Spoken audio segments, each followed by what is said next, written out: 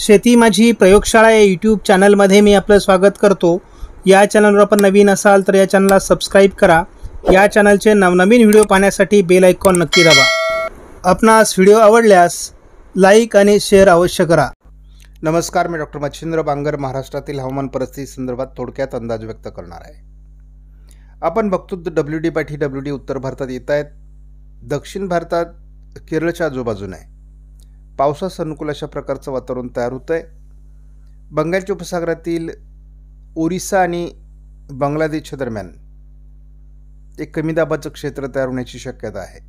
सध्या धाराशिव, लातूर, नांदेड, चंद्रपूर या जिल्ह्यात किरकोळ ढगाळ परिस्थिती निर्माण होत असली तरी महाराष्ट्रात पावसास अनुकूल अशी स्थिती नाही। त्यामुळे महाराष्ट्रातील वातावरण आता बदलण्याची शक्यता आहे। हे ढगाळ वातावरण केवळ आज दुपारनंतर थोडंफार प्रमाणात दिसण्याची शक्यता आहे। GFS मॉडेलच्या या व्हर्जननुसार 12 तारखेला म्हणजे आज उत्तर भारतात WDचं वातावरण तयार होणार आहे आणि त्यामुळे उत्तर भारतातील अनेक राज्यात पुन्हा पावसाची परिस्थिती निर्माण होईल। 13 तारखेला देखील WDचा प्रभाव उत्तर भारतात राहण्याची शक्यता आहे। 14 तारखेला हा प्रभाव बऱ्यापैकी भारतातला कमी होईल।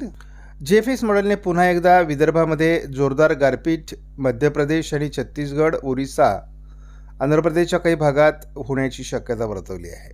हे वातावरण 18 तारखेलाही असण्याची शक्यता आहे पूर्व विदर्भामध्ये। 19 तारखेला हे क्षेत्र महाराष्ट्रात मराठवाडा पूर्व संपूर्ण विदर्भात पसरण्याची शक्यता वर्तवण्यात आली आहे।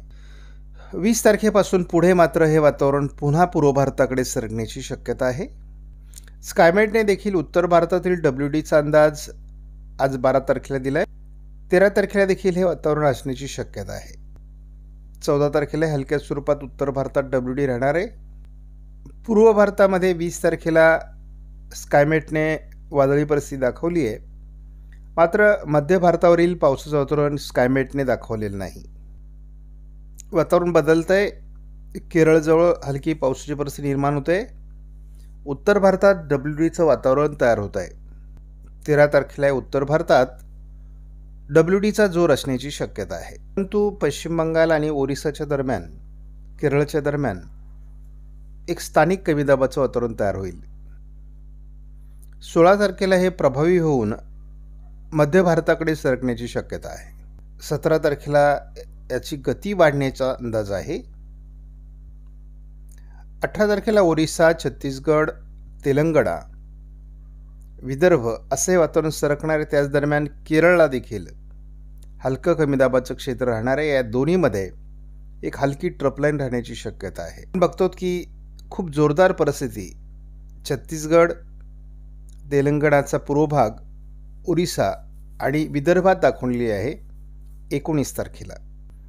हा कमी दाब बंगालच्या उपसागराच्या किनारपट्टी भागात खूप मोठं पावसाळी परिस्थिती निर्माण करेल असा एक प्राथमिक अंदाज आहे।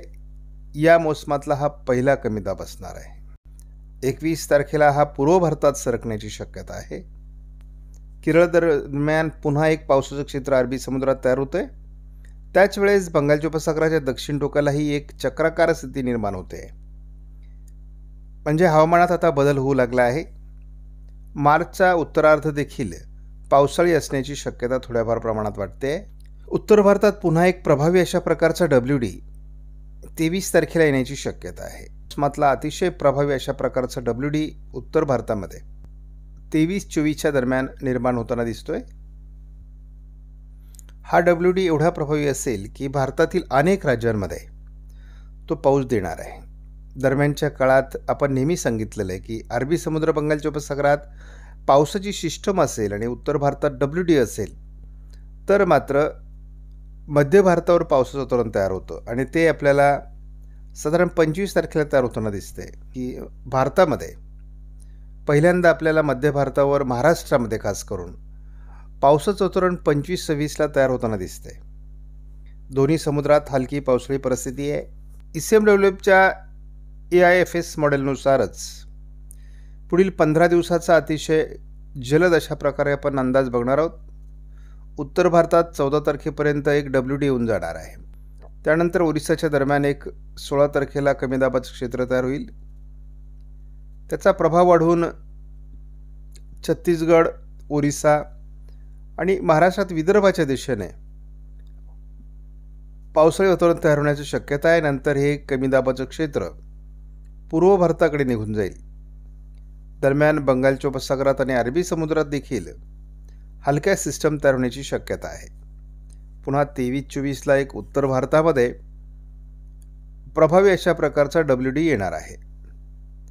आणि या WDमुळे पुन्हा एकदा 25-26च्या दरम्यान मध्य भारतावर पावसाळी वातावरण तयार होण्याची शक्यता आहे. आपण ढगाळ परिस्थिती संदर्भात धावता अंदाज घेणार आहोत. आपण बघतो की अधूनमधून महाराष्ट्रामध्ये हवेचा दाब कमी होत असल्यामुळे ढगाळ परिस्थिती निर्माण होते. सध्या तरी नांदेड, दक्षिण, चंद्रपूर, लातूरच्या दरम्यानच ही ढगाळ परिस्थिती आहे. परंतु या ढगाळ परिस्थितीमध्ये पाऊस देण्याची क्षमता नाही. साधारणपणे आपला अंदाज आहे की 14-15 तारखेपर्यंत फारसं पावसाळी वातावरण महाराष्ट्रात राहण्याची शक्यता नाही. 17 तारखेला देखील महाराष्ट्रात विशेष पावसाळी वातावरण या मॉडेलने अजून दाखवलेलं नाही. या मॉडेलने 18 तारखेलाही फारसं पावसाळी वातावरण दाखवलेलं नाही. त्यामुळे अजूनही या मॉडेलच्या दृष्टीने पावसाचा अंदाज हा अजून अनिश्चित आहे. 19-20 तारखेला ओरिसाच्या दरम्यान पावसाळी परिस्थिती निर्माण होईल. परंतु ती महाराष्ट्रात प्रभाव टाकेल का, या संदर्भात काही मॉडेल आपल्याला पूर्व विदर्भात पावसाची शक्यता वर्तवत आहेत. मात्र ECMWचे काही व्हर्जन हे पावसाचं वातावरण तयार होईल असं अंदाज देत नाहीत. आपणास व्हिडिओमधील माहिती महत्त्वपूर्ण वाटल्यास लाईक करा, शेअर करा, चॅनलला सबस्क्राईब करा. धन्यवाद. जय हिंद, जय महाराष्ट्र, जय बळीराजा.